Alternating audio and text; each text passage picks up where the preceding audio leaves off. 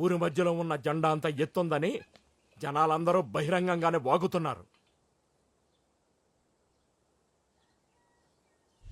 మరి అదే జెండా పేరు మీద మనం చేస్తున్న రాజకీయం ఊరందరికీ తెలియాలంటే ఇన్నాళ్ళు ఊపి పట్టుకుంది బయటెట్టాలి. పేరు పరువు అని మా బావ అక్కడే ఆగిపోయాడు. అది ఇప్పుడు దాటాలి. దాటాలి అంటే దిగజారాలి. ఎంత దిగజారాలంటే ఆ నరికినోడు, ఆడ వెనకాల జనం, ఆడితో పాటు ఎవడుంటే వాడు.